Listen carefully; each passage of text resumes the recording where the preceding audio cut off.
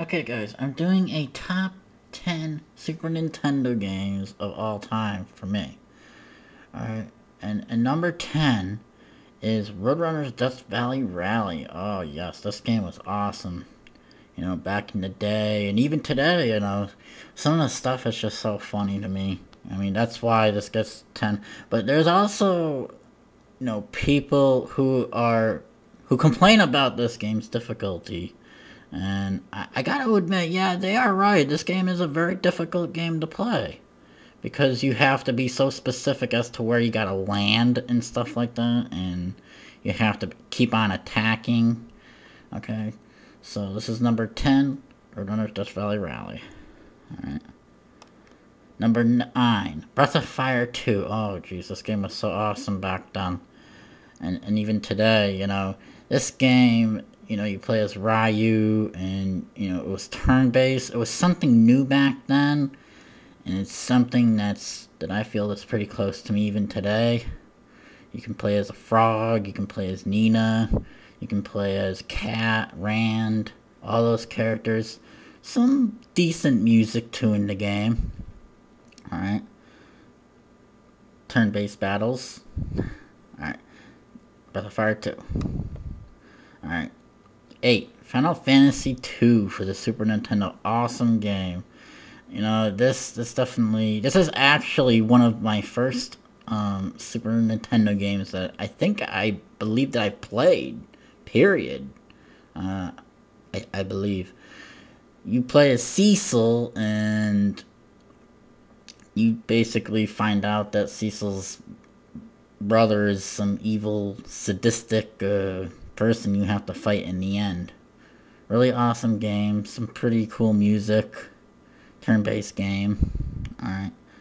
Final Fantasy 2. Okay. 7, I believe this is. Shadowrun. Okay.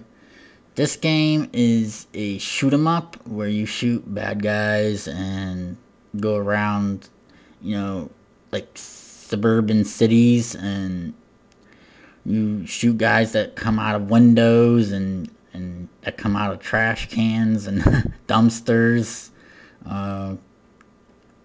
Pretty cool game. Alright, Shadowrun for the Super Nintendo. Alright, 6. Turtles in Time. This game is so awesome. I still love it even today, to today's date.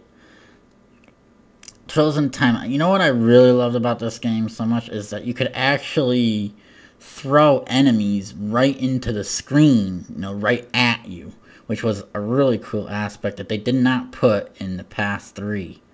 And the graphics are definitely, they're better than the other 3, but I mean, some people might find the other Turtle games to still have the fun in them.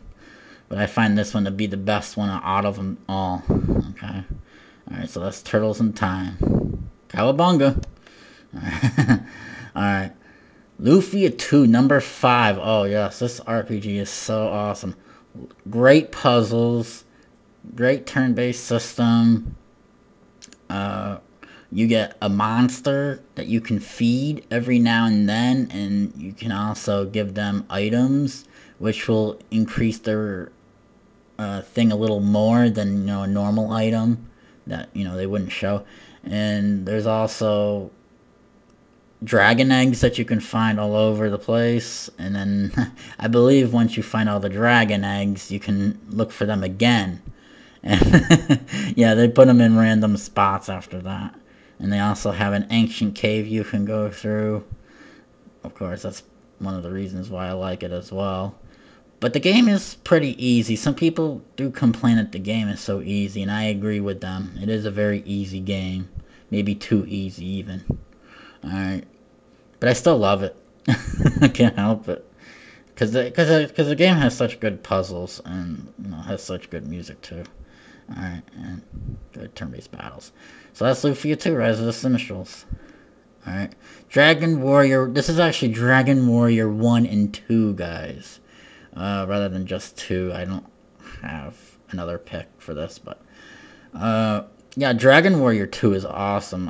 well, the remake. See, they actually made this game before on the Super Nintendo, and then they remade it when they brought it to the SNES, which was actually better looking, and it's definitely a better game overall. But a lot of people complain that, once you get so strong in the game, you know, that everything becomes so easy to beat. Well, that's technically true, but I still think it's a fun game to play throughout. And, you basically play as this one character who goes and finds like two others and travels with them, throughout the game, which is pretty cool. And the the game isn't very balanced either. As a matter of fact, it's actually harder than most normal games out there. Be very careful of Dragon Warrior 2, because it will kick your butt. Alright, so Dragon Warrior 2. Alright, Secret of Mana. Okay, this is a great game. This is number 3. Oh, man, I there are so many adjectives, so many good adjectives about this game. First of all, it's an action role-playing game, and I love action role-playing games. But this one is just definitely one that's very close to me. It has beautiful, forget great music, it has beautiful freaking music. Oh, it's, I I don't know. I don't think any of you should be even shocked it shouldn't be.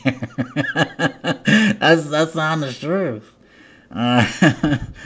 But the graphics are actually pretty good for a game like this, and the gameplay is pretty fair. I think except for the end, which is pretty difficult. But it's nothing that I wasn't used to when I was playing the action role-playing games back then. You gotta be ready on the fly to take hits and to hit. So that's the kind of game it was. You can get magic in the game. You can get, well, you can only carry up to 4 items, which kind of stinks. But it was enough, I believe.